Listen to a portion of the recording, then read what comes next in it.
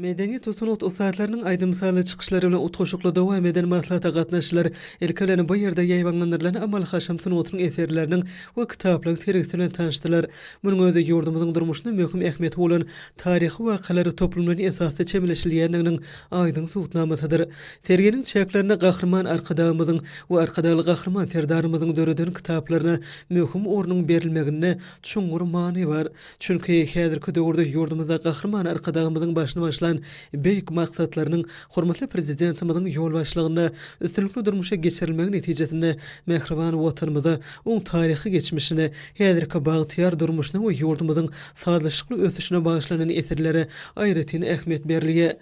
Ýurdumyzyň baş akademik drama teatrnyň artistler toporunyň hemem näli tan toporunyň bilelikde taýýarlan beýik ýüpek ýoly, dostluk dogullyk ýoly atly edebiyat sadly kompozisiýasy bu ýerde geçirilen maslahatyň çeperçilik derejesini we ähmiýetini hasam belende götürdi. Artistleriň şuňurman mazmuny eý bolan çykyşlary, taryhy ähmiýeti bolan doguşyň hormatyna geçirilen maslahatyň many mazmun taýdan baýlaşmagyny şertlendirdi.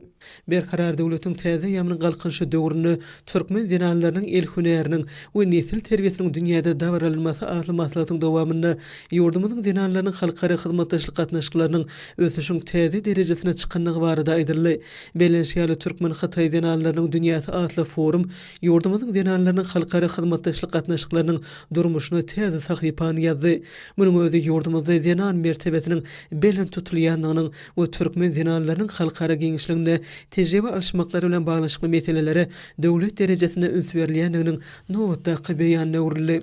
Belenşýaly soňky ýyllarda ýurdumyzda ýaş nesiliň sazlaşykly ösüşi aýratyn nesil terbiyesi, watan söýjülük hem zähmetýörlük ýüreligleriň kemilleşdirmegi ýaly meselelere hem taraply üns berilýär.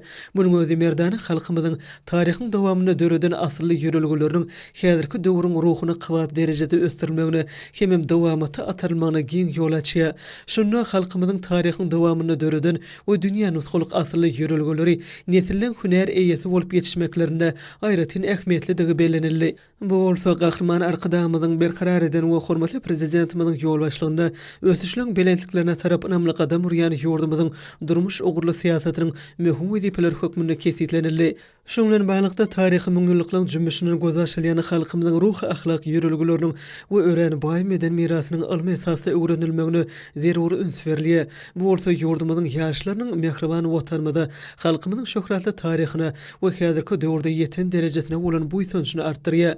Şeýlelikde ýurdumyzyň ýaşlary höwes eden hünärine ýetmek ugruna ukyp başarnyklaryny gaýgyrmaýarlar.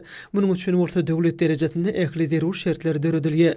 Maslahatyň dowamyny Aşgabatda geçirilen türkmen Hatay zinanlarynyň dünýäsi asly forumyň we oň ähmiýetiniň hemem gelip çykýan wezipeler halkara hyzmatdaşlygyny işleňleşdirmekde we ýurdumyzyň zinanlarynyň zähmetine, dörejiligine sarpa goýmakda möhümdigini ýytaldy.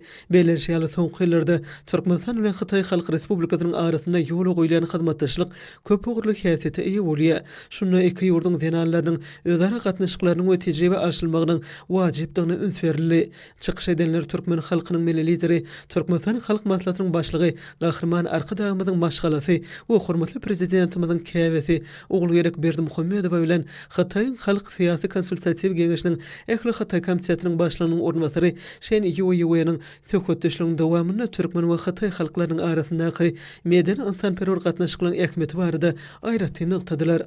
Çykyşlaryň dowamyna zinanlaryň ýurdumyzyň syýasy jemgyýetçilik durmuşynda möhüm orun eýelýändigi barada aýdyldy. Bu bolsa türkmen gelin gaýdylarynyň jemgyýetimiziň ähli ugurlaryny netijeli işlemeklerine oňoýly mümkinçilikleri döredýär.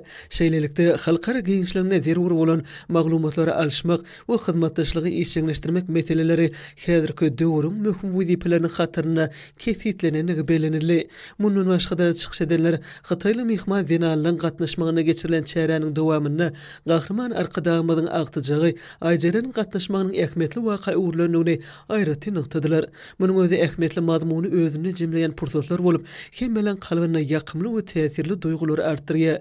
Çünki bu pursatlarda nesil terbiyesiniň möhümligi we oňa döwlet derejesinde möhüm ähmiýet berilýänligi baradaky hakykaty açyp görkezýär diýip çykyş edenler aýtdylar. Maslahatyň ahyryna oňa gatnaşyjylar milli medeni mirasymyzyň gorulyp saklanmagyna we ösdirilmegine hem giňden wagt edilmegine türkmen zinanlarynyň jemgyýetimizde şol sana halkara geňişliginde eýeleýän orunlarynyň berkidilmegine uly üns berýänligi we bu gurda ýygyderli tagalla diýenekler üçin gahrman arkadamyza we arkadaly gahrman serdarymyza hoşallyk bildirip alkyş sözlerini beýan etdiler.